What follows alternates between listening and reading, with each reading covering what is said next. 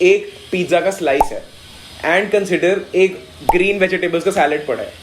अब मैं हूं एक ऐसा बंदा जो फॉडमैप इंटॉलरेंट है और रॉ वेजिटेबल्स को डाइजेस्ट नहीं कर सकता। मैं वो सैलेड खाऊंगा तो मेरा पूरा दिन बर्बाद हो जाएगा। पर अगर मैं एक ऐसा बंदा हूं जो पिज्जा में जो भी चीज है और मैं लैक्टोज इंटॉलरेंट नहीं हूं और मैं सारे के सारे जो कंपोनेंट्स से वो पिज्जा बना है मैं उसे डाइजेस्ट कर लूंगा, that pizza is gonna be healthy for me. Healthy food, good food, bad food, ये सारी की सारी डेफिनेशन सब्जेक्टिव है, इंडिविजुअल टू इंडिविजुअल वेरी करती है। जो चीज आप डाइजेस्ट कर पाओ दैट इज हेल्दी, जो चीज आप डाइजेस्ट नहीं कर पा रहे that is unhealthy my friend.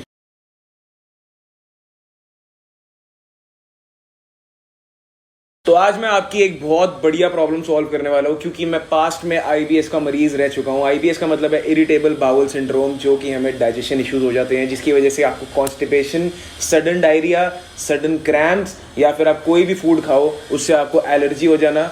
All in all एक शिटी लाइफस्टाइल हो जाता है आपका, जब आपको पता ही नहीं होता। आप हर एक खाने को देखकर ऐसे डर जाते हो कि भाई इस खाने को बंदे क्रेविंग की नज़र से देख रहे हैं और मैं देख रहा हूँ कि ये मेरे अंदर जाकर फूल जाएगा और मुझे गैस दे देगा और मुझे ब्लोट कर देगा।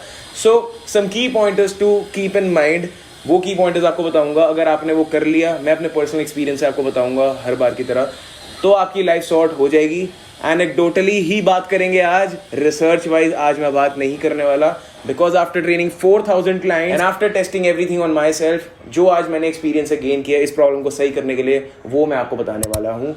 Welcome to the channel yet again, let's get started with today's video.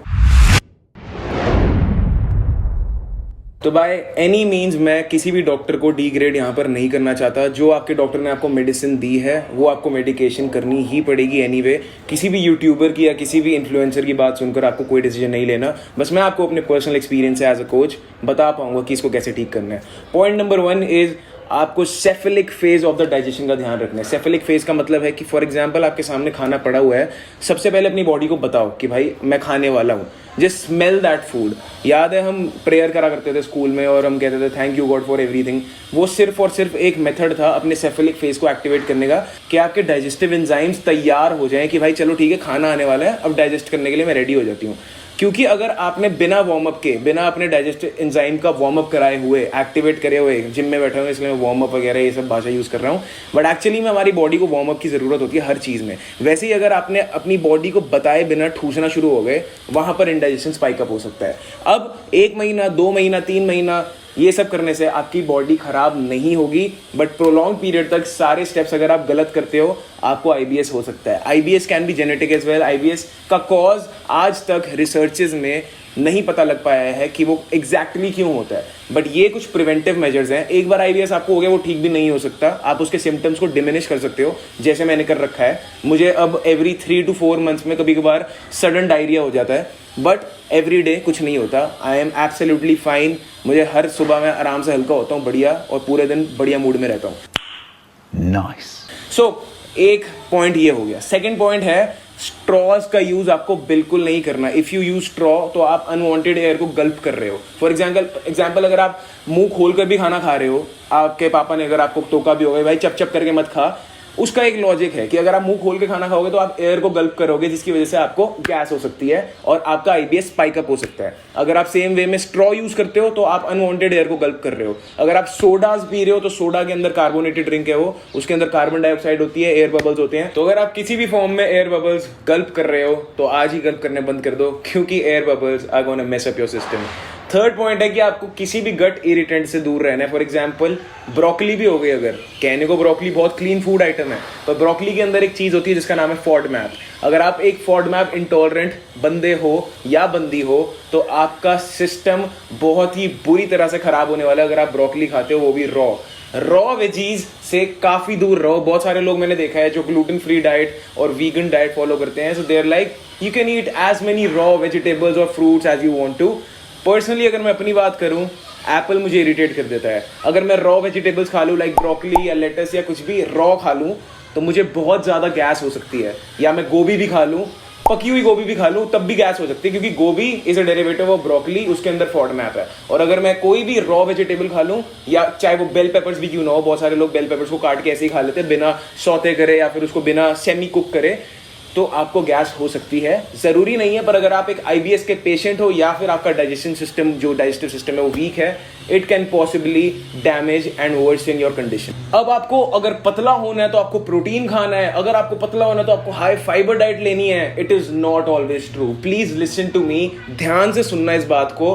High protein diet, high fibre diet ठीक है, अच्छी बात है, पर आप उसको खा कैसे रहे हो? एक जनरल हेल्दी एडल्ट को मील टाइमिंग पे ध्यान देने की कोई जरूरत नहीं है, पर अगर आपका डाइजेस्टिव सिस्टम वीक है तो आपको पर मील आपका प्रोटीन और फाइबर डोसेज कम रखना पड़ेगा। आपको अगर नो डाउट अगर आपको 180 ग्राम प्रोटीन खाना है पूरे दिन का, और अगर आपको 20-25 ग्राम या 30 ग्राम फाइबर खाना है, क्योंकि for every 1000 calories you need to have 20 grams of fibre, तो अगर आपको जितना फाइबर खाना है, divide that in the number of meals. More the number of meals, lesser the load will be on your digestive system. तो इसलिए अपने digestive system को जितना कम स्ट्रेस कर पाओ उतना अच्छा है।